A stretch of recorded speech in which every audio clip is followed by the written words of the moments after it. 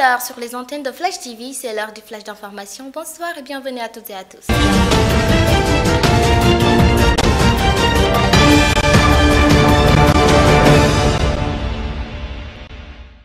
Nous démarrons ce flash d'information avec le point de la situation du coronavirus au Sénégal. Ce mercredi 3 février 2021, 285 nouveaux cas ont été enregistrés sur 1787 tests réalisés. Les cas positifs sont répartis comme suit. 96 cas contacts sont suivis par les services, 189 cas issus de la transmission communautaire, 236 patients hospitalisés ont été contrôlés négatifs et déclarés guéris. 60 cas graves sont pris en charge dans les services de réanimation. Malheureusement, 7 décès ont été enregistrés ce mardi 2 février 2021 et l'état des autres patients hospitalisés est stable selon le ministère de la Santé et de l'Action sociale.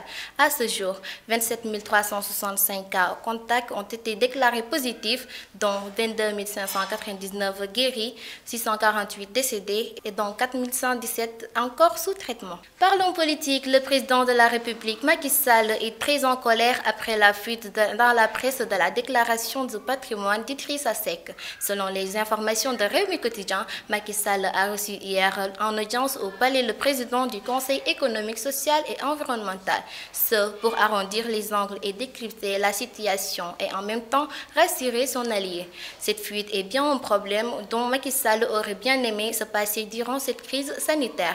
Il n'a pas supporté. Le président a tapé du poing sur la table, confie le journal.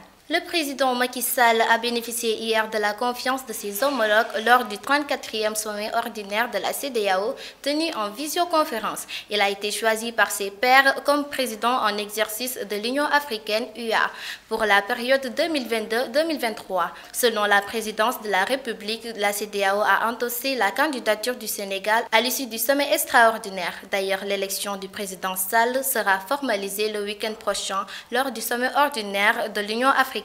Ainsi, le Sénégal prendra le relais après la RDC, élue pour la période 2021-2022, à l'issue du mandat de l'Afrique du Sud qui vient de se terminer. Et puis, éducation, Djiné Maïmouna refait surface et c'est l'école des bibliothécaires, archivistes, des documentalistes et BAD de l'Université Cheikh Anta Diop de Dakar qui a vécu le retour de ce phénomène. D'après Source A, depuis samedi dernier, de nombreux étudiants sont tombés en syncope en plein cours.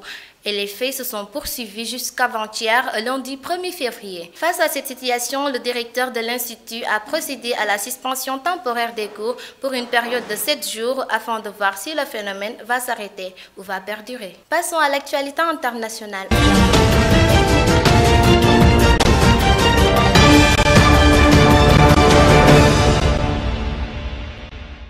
En Birmanie, après le putsch des militaires, un mouvement de résistance commence à émerger par de grandes manifestations dans les rues, mais le mouvement très relayé sur les réseaux sociaux vit à présent pacifiquement l'opposition au régime militaire.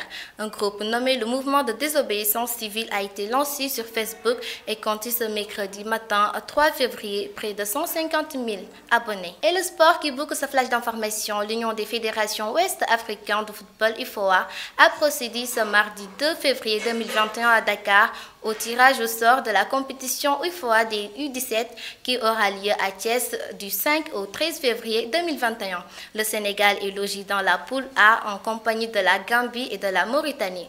La poule B est composée de la Sierra Leone, la Guinée-Bissau et le Mali. Un tirage au sort qui fait réagir le sélectionneur national Malick Daf. C'est un tournoi pour la qualification de la CAN 2021 au Maroc. Ce sera un tournoi difficile et nous n'avons pas de choix sur l'adversaire. Et ce qui nous concerne, nous devons aller en finale, gagner ce trophée pour aller à la CAN au Maroc, a déclaré le coach des Lionceaux. Voilà mesdames, messieurs, c'en est tout pour ce flash d'information. Merci de l'avoir suivi. Restez scotchés sur Flash TV, la télé en ligne de toute l'actualité.